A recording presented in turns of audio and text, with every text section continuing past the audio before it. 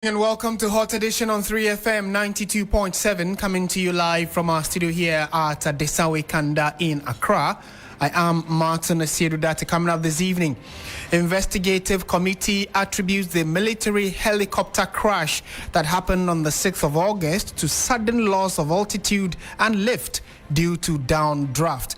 We have details from the investigative report 3 months after the tragic loss of 8 gallant lives in that disaster. Also coming up, Speaker of Parliament Alban Bagbin apologizes to the Judiciary for the heated exchanges and lack of decorum that characterized the vetting of the Chief Justice Nominee, Justice Paul Baffoe-Bonnie. And still in Parliament, Majority Leader petitions the Speaker of the House to refer the Minority Leader, Afenyo-Markin, to the Privileges Committee for allegedly defying a parliamentary resolution that removed him from Ghana's delegation to the ECOWAS Parliament. How will all of this play out? We have details of all of that and more for you for the next 1 hour. Before that, though, let's bring you the news summaries with Christabel. Hello.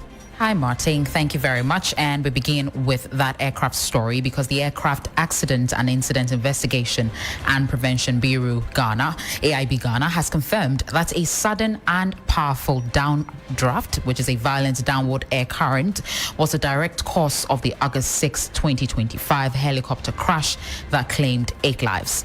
Now, at a press briefing held at the Jubilee House on Tuesday, November 11, Captain Paul Baffoe, a retired pilot and leader of the investigation with the AIB Ghana, presented the final findings of the investigation, marking the closure of the technical phase of the inquiry. To other stories, the final funeral rites for the late High Life legend Charles Kwadwo, popularly known as Daddy Lumba, has been formally rescheduled to December 13, 2025, following a meeting at the Menchia Palace. Now, this new date replaces the initial proposed funeral date of December 6. Now, the decision was reached during a family meeting held at the Otumfo Samahene Palace on November 10, 2025. A refuse collector who attempted to rob a diplomat of his iPhone 16 Pro Max and iPhone 8 mobile phones at Cantonment has been sentenced to 10 years imprisonment by an Accra Circuit Court. The convict, Joshua Aminu, was charged with 2 counts of attempt to commit robbery. Now, he pleaded guilty to the offenses. Aminu committed the offense with a toy gun on September 26. He pleaded for leniency, but the court, presided over by Mr. Jojo Hagan, convicted him on his own plea and sentenced him to 10 years imprisonment on each count. The sentences are to run concurrently. Finally, let's do some sports because the Black Stars of Ghana are set to begin preparations in Nagoya on Wednesday as they gear up for their highly anticipated Korean Cup encounter against Japan on Friday, November 14, 2025. Otuado's side heads into the international tournament full of confidence after securing qualification for their 5th FIFA World Cup, and they will be eager to make a strong statement against the Blue Samurai. Despite the team's buoyant mood, Ghana will be without several key players for the 2-match tour. We have this on our website as usual, 3news.com. Do well to visit there. Martin, over to you. Thank you very much for that summary. Let's delve into the details of our stories now. And we are starting from the big news we had about the helicopter crash investigation and its report that was submitted to the president yesterday. Well, right from that, the public is now aware of what must have caused that accident. The committee investigating the August 6th helicopter crash that claimed 8 lives, including 2 senior government officials, has concluded that the tragedy was caused by a powerful downdraft that forced the aircraft into a sudden loss of altitude. The Ghana Air Force helicopter departed Accra on August 6, 2025, around 9 a.m. for Obuasi on an anti-illegal mining operation, but lost radar contact before crashing in the Adansi Ekrofom district of the Ashanti region. All 8 persons on board perished, including Defense Minister Dr. Edward Omaneboama and Environment Minister Ibrahim Mutala Mohammed.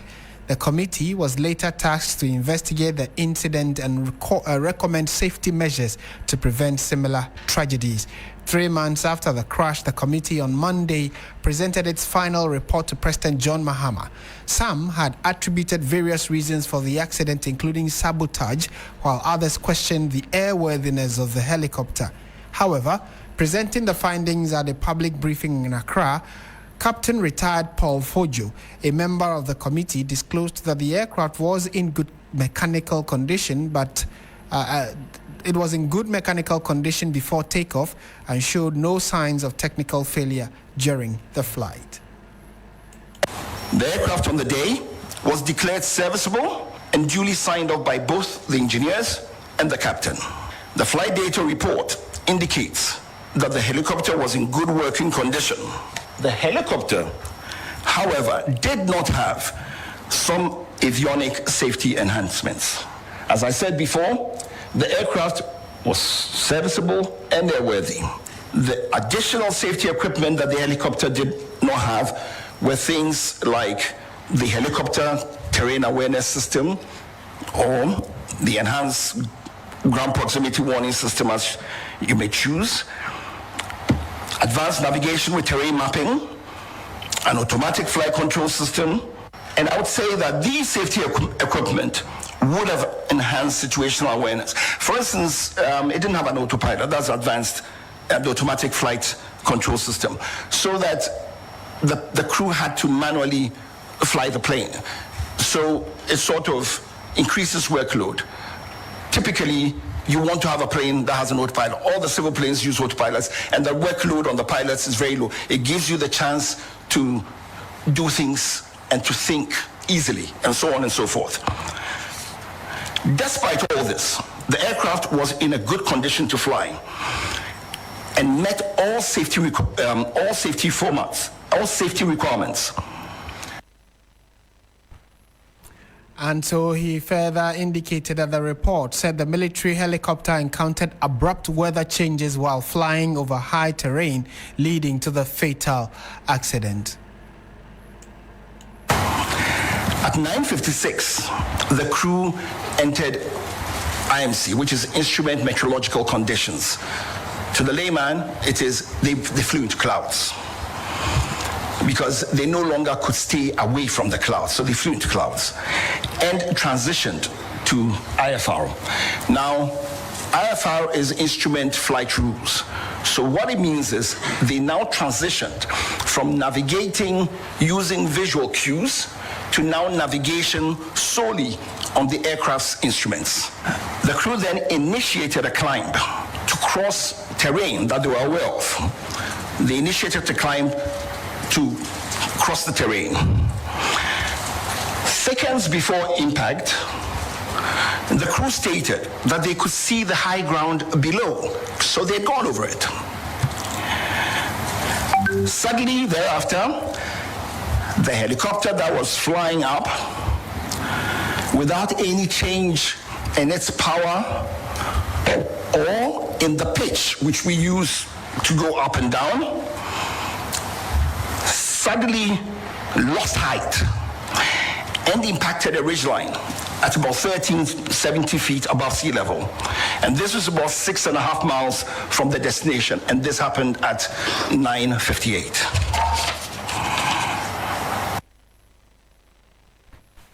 And so that is the voice of Captain retired Paul Baffoe, who is a member of the committee that investigated the August 9 helicopter crash, which left 8 of our compatriots dead. And let's try and get some further analysis on this. Joining us now is ex-wing commander Nelson Patrick Sogbojo. He has been one of the key voices educating Ghanaians on what happens to aircrafts, the things that are considered before it takes off, while in transition, what are the considerations during landing, etc. And now that the full report is out and has been made public, would want to pick his thoughts on it. Ex-wing commander, very good evening to you. Thank you for your time, sir. Well, wing commander retired.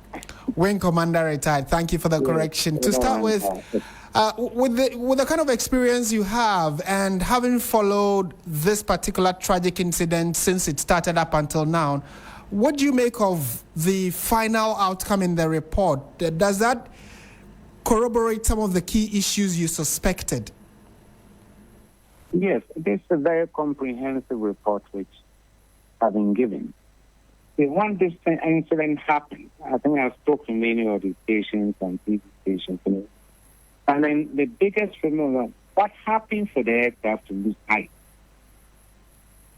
Because when an airplane is going to go anywhere, you fire a flight plan, the control tower. You indicate the height at which you'll be flying. The control tower, office assistant or meteorological office, will give you weather and route. Then they give you permission to take off. Now you have to adhere to the height approved by the control tower. If you have to change it, you have to call them. That may be due to cloud or something. I want to go up. Okay? And they'll give you a height approved and you go. So you just don't get up and fly all over. Now this airplane took off from Accra. And before takeoff, the crew were overqualified, as stated by the reports. The aircraft was airworthy. He gets his permission to take off from Accra to Boase. And it's flying normal. Visual flight rules, which mean that you, the pilot, can see the ground. If you are doing IFR instruments, you don't. You are pretty high. And it's going on track 6 minutes to destination. Then contact is lost for the aircraft. But people are due to be rated about contact was lost. Right. Now, the word the board of inquiry has come out clearly. There's a downdraft who pushed the helicopter down. And we have separation when you are flying. Minimum 1,000 feet or 2 above the highest obstacle. So this helicopter was flying above on this height approved. There was no reason for it to come and fly into a tree or a mountain. But the downdraft pushes the aircraft down. And it's not something which is certain that you can see it and you go into it because no pilot wants to go and die. But suddenly weather can change. And unfortunately, helicopters don't go too high. If, for example, you even come from Kumasi to Accra, the height is fly 8,000 to 10,000, downdraft won't do much damage. But when you are closer to the ground and then you are suddenly pushed down, it is not a question that a pilot had about 10, 20, 30 minutes to try and find out what am I going to do next. And on top, I've said it, this was over a heavy forested area. So that when they entered a downdraft, as the report says, maybe trying to recover from it, the airplane is not static, it's coming down. And then maybe it struck something. And once it struck something, then that's the end of the story. Right. So now we know that the aircraft was airworthy. It wasn't the aircraft problem, machine or anything, The pilots were overqualified to do that flight. So I believe it's just an accident. Right. Which happened. Yes.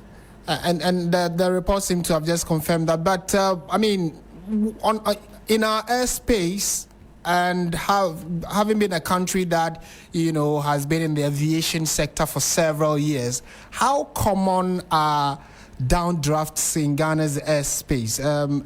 No, this is weather. There's nothing anybody can count. The normal downdraft we have, normal of clouds we have, normal of thunderstorms we have. We can't. It's generated by the atmosphere. Right. So is it fair to come to the conclusion that it is a natural phenomenon? However, aircrafts are designed, pilots are trained to be able to maneuver or go out of these downdrafts when they do happen. And so this was more or less simply an unfortunate incident or an accident, as you call it. Thank you. I think that's what happened. Because if the pilot is worn down there with that kind of situation, there was no way he was going to fly towards it. Let's be honest. No pilot will take off an airplane wanting to go and die. Right. The kamikaze time during the Second World War is gone.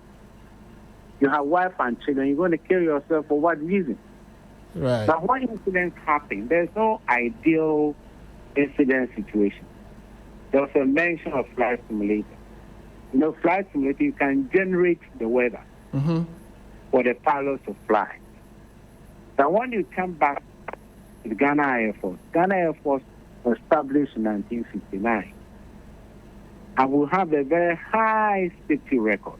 We lost about 3 airplanes we have there. So whether there's a flight simulator currently available, there's one at the base at the craft or the jet fighters, okay? All the pilots who train, they have flown and flown heads of states in Ghana and outside.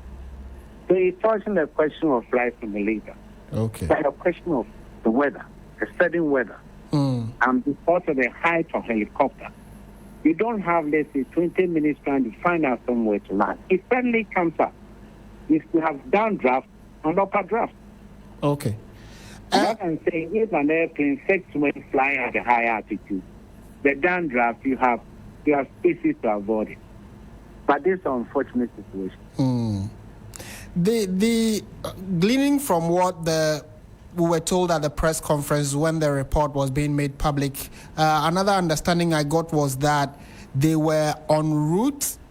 The path that had been created visually, they were en route until they had to go further up because of visibility challenges. And then they now quickly reverted to the aircraft's own way of, navigating the route. There was an expression he used, an abbreviation he used for that. If you are not visually able to, the aircraft has that capability. Then they had this weather challenge. But from what you said, could there have been an earlier weather warning? Because they said that there was a delayed takeoff because of weather concerns. But then subsequently, when they got the all clear, they took off. Is it possible, do we have systems that can predict or are able to foretell or forecast that maybe between this place and that place, the weather might change, so maybe reroute or find a different route? Do we have those systems? Yeah, you just mentioned it. If you're driving your car on the road and there's a pothole, don't you avoid it? You do. In the same way, before you take off, when I repeat take off, you fire the flight plan to the control tower, and they have approved it together with weather information. But weather can change anytime, any minute, anywhere. That's why no man, no machine have absolute control over it. Right. If you are I won't say model, let's say a big airliner flying from Accra to London, radar can tell you. But local flights from Accra to Boak, there are no gadgets of that nature. And how often do we have that kind of flight? It's not a normal route, let's say Accra, Kumasi, Tamale, which is a known route. But Boase is not really. Right. And if you also come back, they were only 6 minutes away from destination. Okay. So if the weather was bad, they would have diverted and gone to it. But this might be a sudden weather would develop. Okay. I hope you understand. Who they couldn't control and trying to go as maybe trying to avoid it. Right. But going higher and maybe they got into the storm. You know. Also, I keep saying that it's unfortunate accident is happening. Yes. Then to add up to it because of where it happened. On top of forest area. So there was no way even the pilot can say, let's go and land here. Right. You understand? And turning around, we'll be turning around the same draft situation. You know, it's unfortunate. Very unfortunate. And the pilots are all weather pilots. They could have gone through it. They fly in the night, but a storm, a downdraft, is a different dimension altogether. Right. So at least the capability of the airplane has been generated. Pilots have been generated. You can't generate the weather. Okay. And it wasn't a prevailing weather from Accra to Kumasi and so to Boase. It's going to be developed around the locality. 6 minutes to land. Okay. Thank you very much for speaking to us. But finally, before you take leave of us, we would also want to know the recommendations were made. One of it is the flight simulation devices or exercise, which you say is important. But, I mean, based on what has happened, it was not what could have helped or caused the accident. So part of the recommendations is that we need to change or improve the fleet that we have for our Air Force. Having listened to them, is there anything you'd want to add based on your knowledge or experience and also what you have picked from the report? This particular aspect of the report, I'm not comfortable with it. Because the Ghana Air Force was incepted in 1959. And I've trained a lot of pilots who have flown other airplanes like Captain Porter, who is my very good friend, you know. And flight simulation, according to type of aircraft you are flying. You may have the general one, but flight simulators don't make a pilot. It's only to enhance you. If you do flight simulator, you have to come and do the actual flight.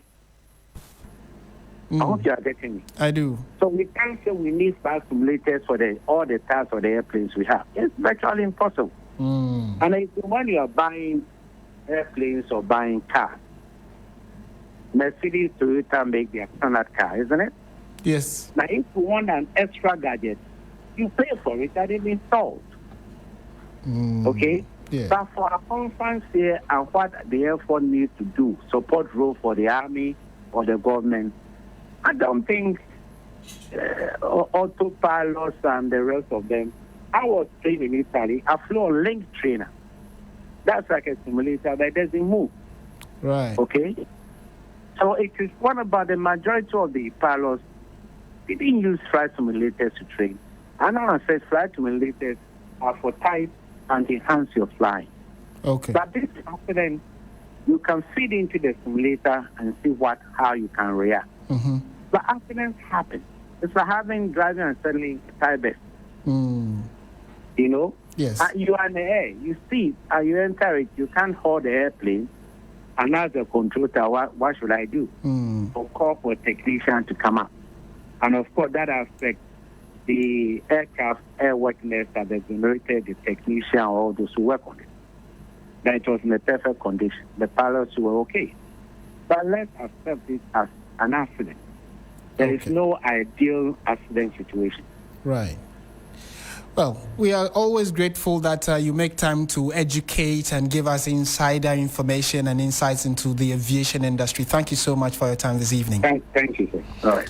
And we've been speaking to Wing Commander Nelson Patrick Sogbojo, retired, and he was just helping us understand or give us some perspectives into the final report into that accident that claimed the lives of 8 compatriots, and also made some recommendations that the suggestion, for instance, that we need to retool our Air Force is in the right direction. However, asking that the flight simulators be added wouldn't necessarily be a master stroke or the panacea to this kind of accident, and has actually just brought the entirety of what happened on August 9 and named it an accident, which is an inevitable thing that anybody could face. So it's just an unfortunate development, but we just have to wait and see how everybody else can take this news in. So at least it brings closure and finality to the many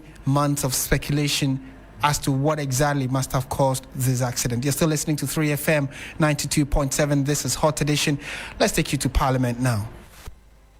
Martin, because Alban Bagbin has been apologizing to the judiciary and its members for the heated exchanges and lack of decorum that characterized the vetting of the Chief Justice Nominee on Monday. Now, while assuring them of Parliament's continued respect, he has directed the leadership of the Appointments Committee to take notice of the vetting incident and ensure that highest standards of civility and institutional respect is observed in all future proceedings.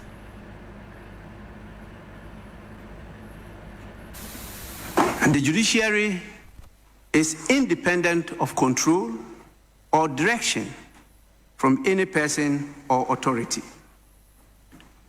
The doctrine of separation of powers requires that all 3 arms of government, the executive, legislature, and judiciary, relate to one another with mutual respect and restraint. Consequently, I have directed the leadership of the Appointments Committee to take note of this incident and to ensure that in all future proceedings, the highest standards of civility, objectivity, and institutional respect are maintained. Honorable members, Parliament cherishes the long-standing spirit of cooperation and mutual regard between our institutions. We must remain committed to strengthening that relationship in the collective service of the people of Ghana and the protection of our constitutional democracy. Honorable members, once again, on your behalf, I extend our deepest apologies and assurances of Parliament's continued respect for the judiciary and its esteemed members. I want to assure all of you that I'll come back on this issue of decency, discipline, and decorum. And this time, I'm coming with the hammer, not the gavel. I thank you for your attention. Well, you just heard the Speaker of Parliament, Alban Bagbin. He's been apologizing to the judiciary and the members of the judiciary for the heated exchanges that transpired yesterday at the Chief Justice Nominee's vetting. Meanwhile, the Majority Leader, Mahama Ayari, has petitioned the Speaker of Parliament, Alban Bagbin, to refer the Minority Leader, Alexander Afenyo-Markin, to the Privileges Committee for allegedly defying a parliamentary resolution that removed him from Ghana's delegation to the ECOWAS Parliament. According to the Boku Central MP, the ECOWAS Parliament initially declined to swear in Ghana's delegation after Afenyo-Markin appeared in Port Harcourt despite his replacement on the team. He explained that the impasse was only resolved after Ghana threatened to withdraw completely from ECOWAS.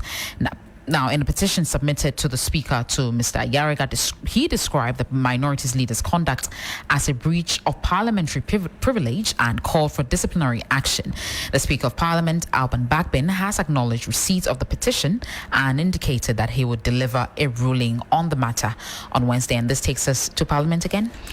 Yeah, so let's speak to Christian Yali, who is our parliamentary correspondent. Christian, good evening. Thank you for joining us. First of all, what was the reaction after Speaker apologized on behalf of the MPs to the judiciary? What was their body language? Was it something they expected, or they were taken by surprise by the Speaker's apology?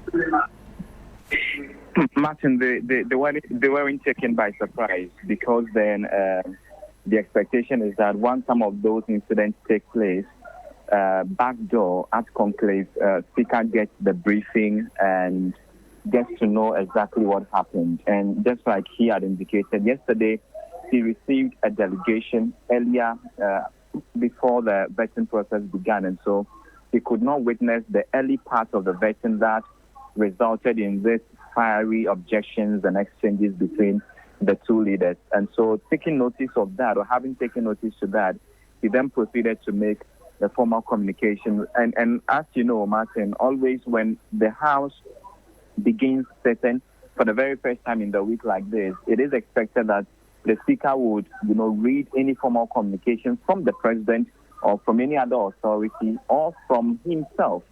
So that was actually expected.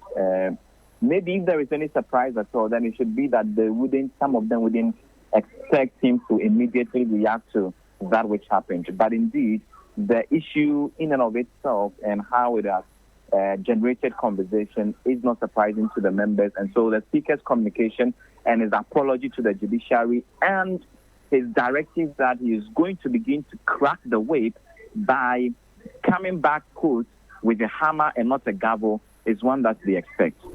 Well, I'm tempted to say, but for fear of being held to the Privileges Committee, I'm tempted to say that this caution by the Speaker or warning is one too many, and that action is expected. You recall that when the earlier vetting chaos happened. There were similar warnings. Again, backdoor negotiations got all of us to be surprised that no concrete action was taken. And now this caution again. Maybe it's a bit is one too many, but I'm hoping the speaker is not listening so they wouldn't hold me before the committee. But talk to us about the concern about the minority leader being the suggestions that he should be held before the Privileges Committee for flouting a specific order. Many thought this had been resolved, no? Yes, so it was partly resolved earlier in July when this whole delegation issue came up.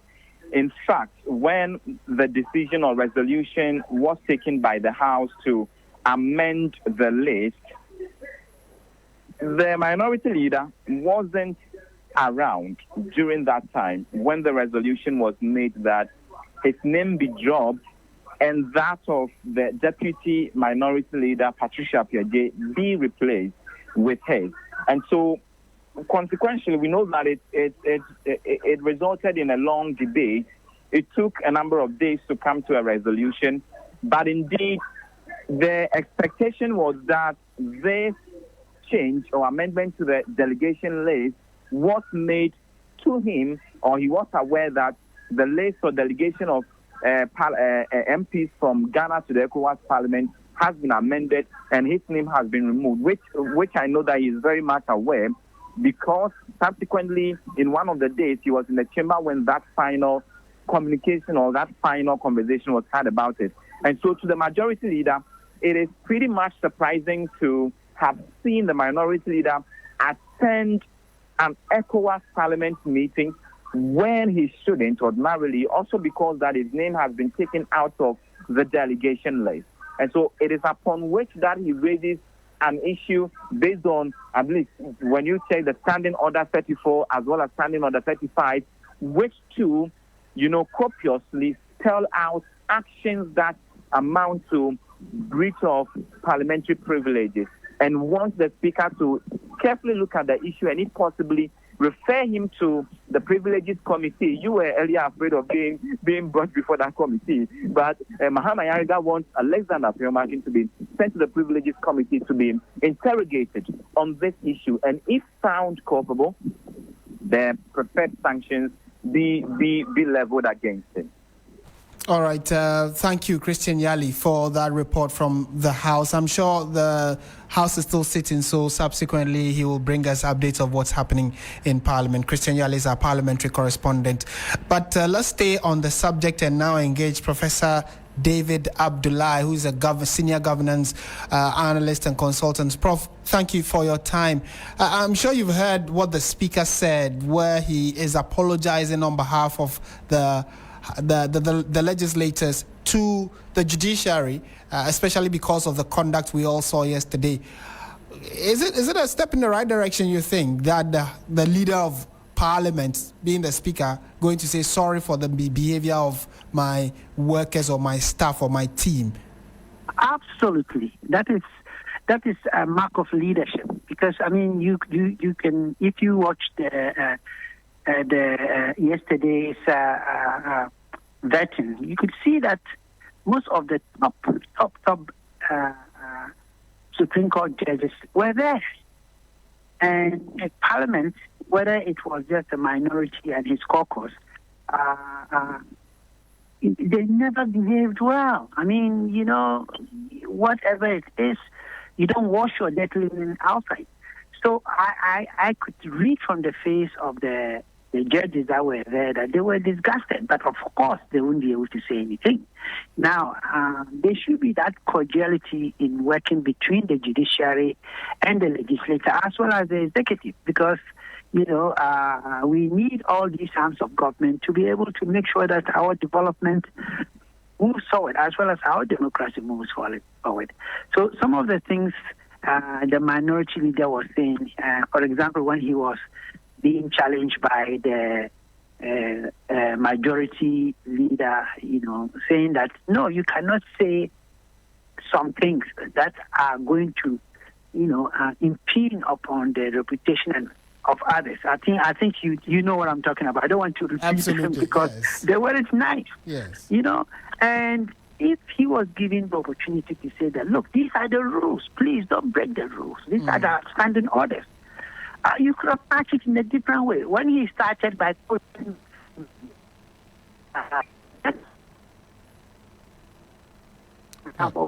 when you go to our traditional houses, the chiefs, even if they're going to say something that is direct, they say it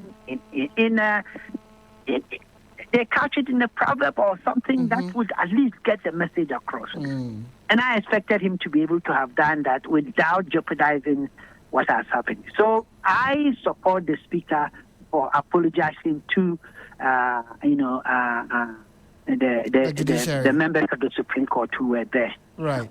And is this apology? So yes, the apology you agree with and endorse. Yes. But Yes. what do you make of the fact that there are those who think this is one too many, and that the misbehavior of some members of Parliament should actually be met with hard action than just rhetoric and, advice? Because this is not the first time. In fact, this same appointments committee shocked the country with their behavior when the tables were flying left, right, center. And there were the high expectations of concrete action and sanctions. But again, we didn't see anything like that. So if the Speaker is now saying that, I apologize, however, I'm going to come back with a hammer, which means it's going to be a bit more tougher, it's a bit too late in the day, and people may not necessarily be excited about that. Well, you should understand that if he doesn't do the right thing, Parliament is going to be gradually losing its reputation amongst the Ghanaian populace. They are watching day in and out, and they are disgusted. I've always said that, someone like the minority leader should be really hauled before the Privileges Committee, and if it is, make sure that the sanctions are heavy. We saw what he did when he was majority leader. He marches people out on some of the occasions. So at the end of the day, I don't think this should carry on. When you say you are going to deliver on a constitutional duty and you show up, which is good, but you never did anything. You just came to give a little bit of talk here and there and make sure that the world sees you trying to act in a certain way. I don't think that is right. If you are a leader, there are sometimes you have to bite your tongue and make sure that you take the right decisions. And he could have played along nicely, but yet get his questions through by asking the nominee tough questions. That would have exposed a lot of things for everybody to know. What he has done now, actually, they are the ones who have lost. They have lost the opportunity in a democracy to be able to ask tough questions. And I think, I support this idea that they should be punished and punished very well. They are lawmakers. They shouldn't be the same ones breaking laws. So I do agree. I think on this your platform, I have mentioned earlier that they are going to walk out. And I think probably people didn't believe, but there had been a trajectory of the way they act. I mean, what else are you going to expect from people like that? We're talking about people like Anodamprah and others. They were there. Right. But they do understand that if they don't show up, they themselves, their credibility is going to be on the line because you were not there to do parliamentary work. What were you there for? Right.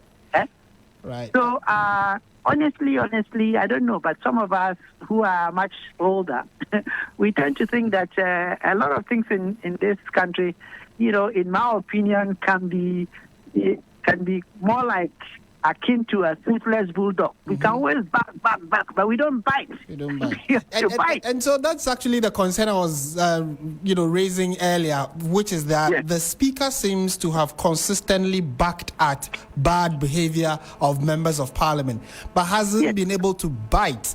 So should it be our expectation that the kind of caution he has given now, he actually will bite if he says he's going to come back with a hammer?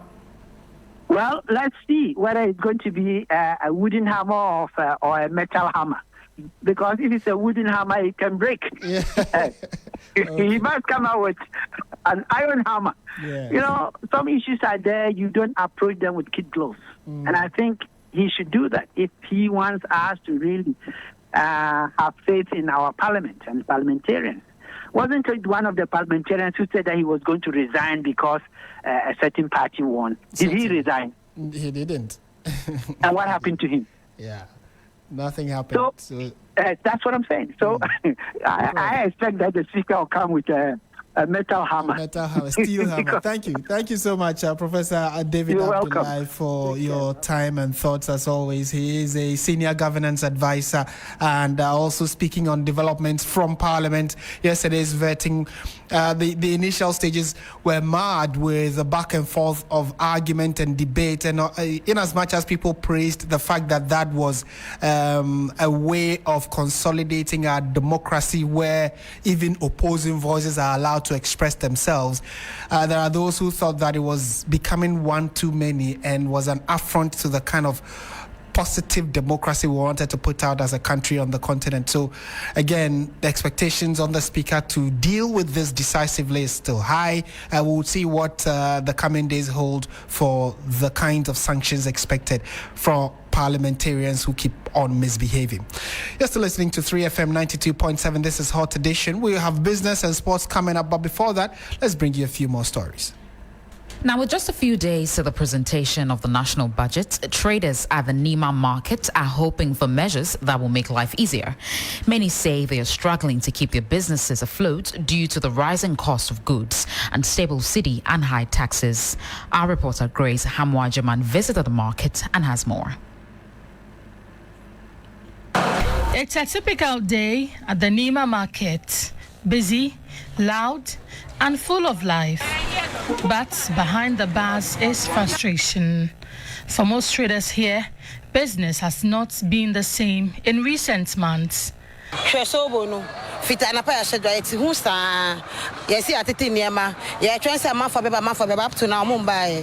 have been here since 7 a.m. and haven't sold anything. Sales these days is very slow.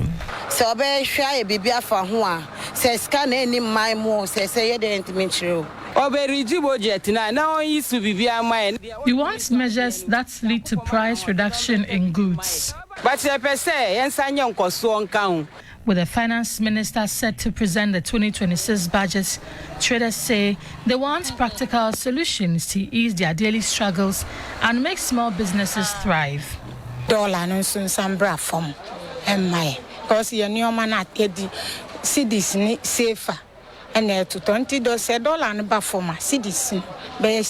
Currency stability is what we want, especially with the CFA and the dollar.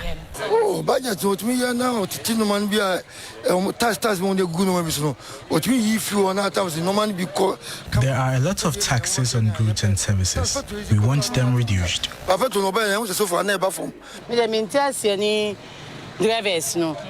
I used to petrol.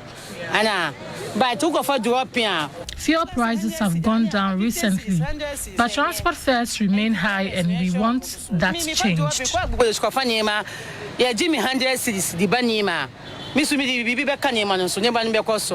Finance Minister Dr. Kasia Latafos is expected to present the 2026 budget statement and economic policy to Parliament on November 13, with keen interest on the management of the fiscal deficit and expenditure in 2026 while maintaining macroeconomic stability. So from the price of an olonka of gari right to transport fares, every shift in the economy is felt right here in these market centers. And even as the minister readies to present the budgets, the market folks tell me they will be on the lookout, waiting for relief and real solutions. Grace Hamwa-Jaman, Nima Markets, Accra. That was a report by my colleague Grace Hamwa-Jaman. Right, and before we bring you other stories, we have news coming in about the closure of a very important facility in the Tamale metropolis, which is the Tamale Technical University Hospital, the TTUH. So the news we have indicates that the management of the Health Facilities Regulatory Agency, HEFRA, has, as stipulated by the Health Institutions and Facilities Act 2011, Act 892, is to license and monitor facilities intended for provision of public and private healthcare services. The functions of the agency inter alia include the regulation and monitoring of activities in a practice to determine the adequacy and standard of healthcare provided in the country. That's according to Section 4C. Intelligence reports supported with video footage and pictures available to the Health Facilities Regulatory Agency, HEFRA, indicates that healthcare provision at the Tamale Technical University Hospital occurs under highly compromised safety and infection prevention standards. The intelligence reports received by the agency have been corroborated by its Compliance and Enforcement Directorate with a visit to the hospital on Monday, November 3, 2025. Additionally, the facility has been operating with an expired HEFRA license. This poses serious concerns for public health and safety. The Health Facilities Regulatory Agency hereby directs as follows. 1. The immediate closure of the facility on Friday, the 7th of November 2025. The facility remains closed until recommendations meant to address safety gaps and infection prevention challenges are fully addressed. An administrative fine of 35,000 Ghana cedis be paid by the facility for regulatory violations. The facility must take expeditious steps to regularize its license status with the agency. And then finally, the agency must uphold high standards of safety in the provision of health services to its clients. HEFRA remains committed to ensuring the safety of public education, health and safety, ensuring the safety of the public through the provision of quality health services. And on the back of, so the news is that the Tamale Technical University Hospital has been closed down or will be closed down from Friday, the 7th of November 2025. So actually it's passed. So today is the 11th, means that the closure happened last Friday. So if you're going to seek medical attention there, you are advised that the facility has been closed down. Time now for business, and Bismarck Ewusa will bring that to us. This is still 3FM 92.7. You're listening to Hot Edition.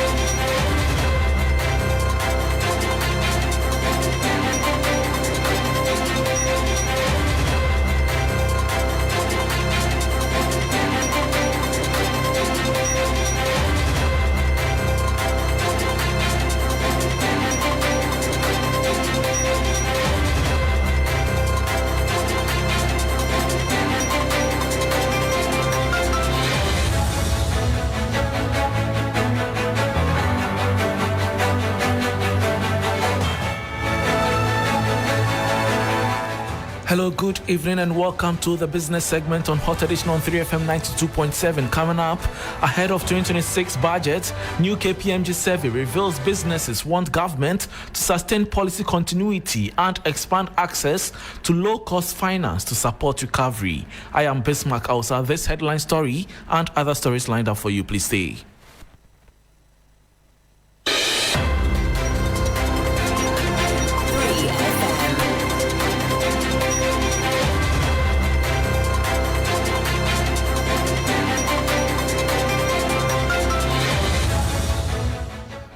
Thanks for your company. Now to the details.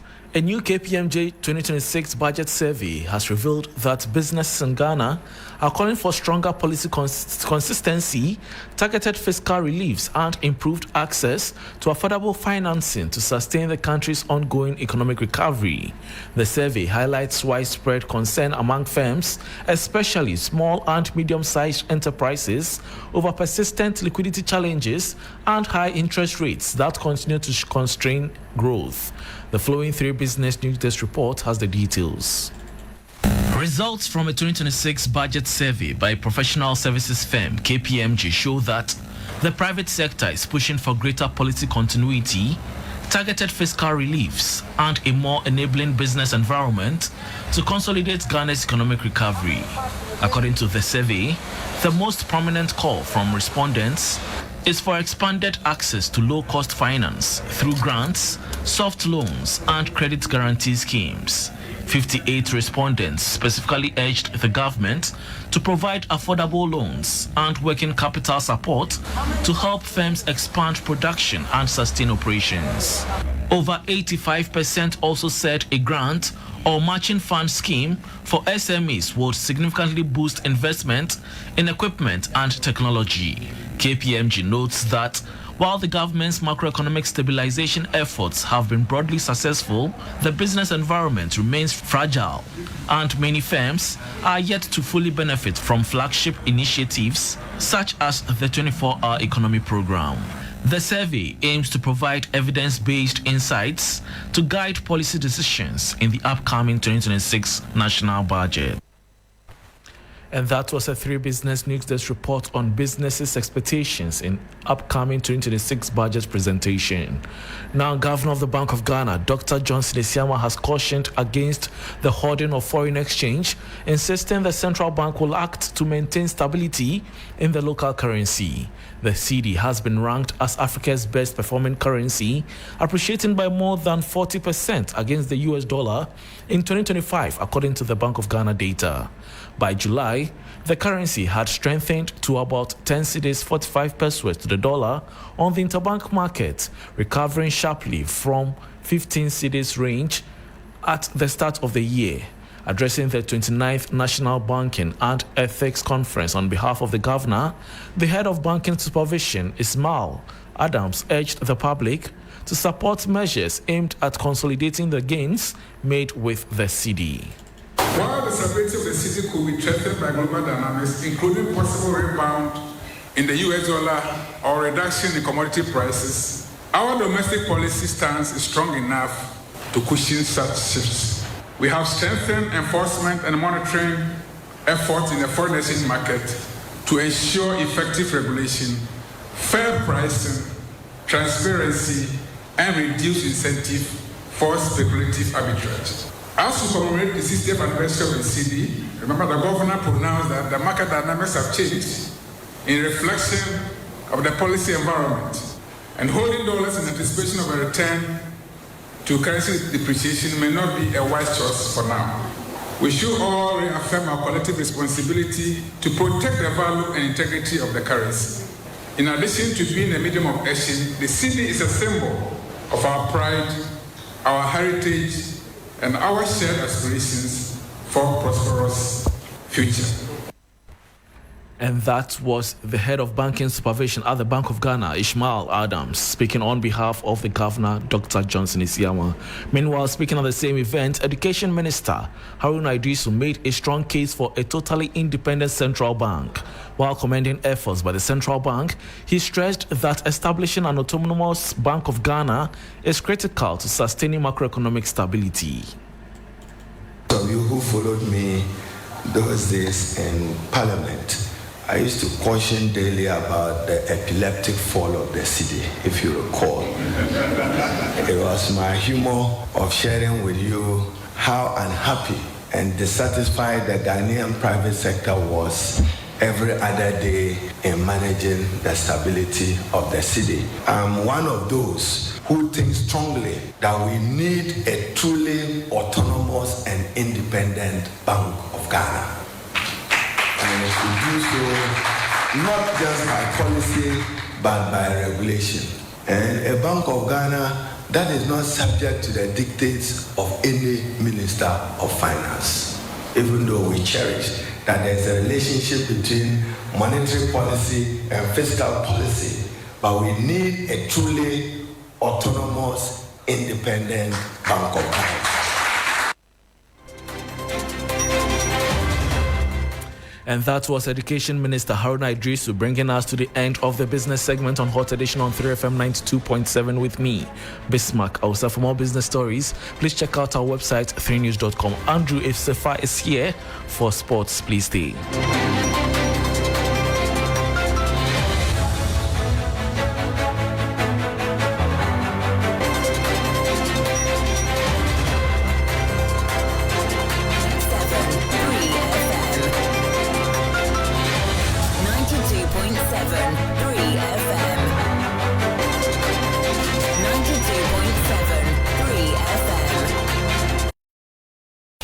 92.7 3 FM. 92.7 3 FM. 92.7 3 FM. 92.7 3 FM. 92.7 3 FM.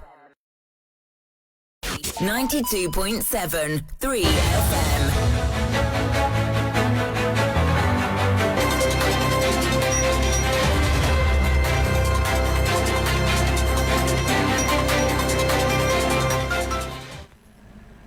Hello, good evening and welcome to the sports segment here on Hot Edition on 3FM 92.7 with me, Andrew Sefa Bamfo. Let's start off from the camp of the Black Stars because Ghana's head coach Otto Addo has named the squad to face Japan and South Korea on November 14 and 18 respectively in the Kirin Cup. 3 players were given maiden call-ups while 6 players, including Black Star skipper Jordan Ayew and Mohamed Kudus, were not included in the team. My colleague Billy Shen has more details on the squad in the following report.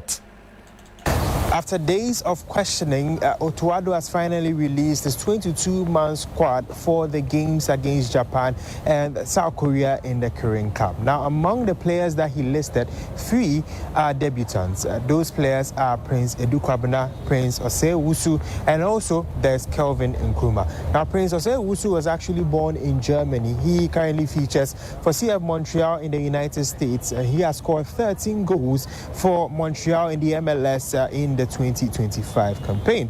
There's also that of Prince Edu Kwabena, who is also a striker as well and has scored 5 goals for Victoria Plzen in the Czech Republic this particular campaign. He was dubbed as one of the best young players coming up, but a very big injury left him out for quite a long time, but he's back, he's fit and he's firing and he is scoring goals. But there's also Kelvin Nkrumah, who actually plies his trade for Medeama SC. Now, he hasn't scored a goal yet in the Ghana Premier League this season, but he's seen as an option that Otto Addo will want to count on. He plays as a winger for Medeama SC. Now, to the local players who have been called, Benjamin Asari, of course, a goalkeeper who featured in the World Cup qualifiers. There's also Prince Owusu, who is a midfielder for Medeama SC, who also featured against Central African Republic in the World Cup qualifiers. And then there's Kelvin Nkrumah, as I mentioned earlier, who currently plays for Medeama SC. Now, there are a number of players who have actually been absent from the squad, and that includes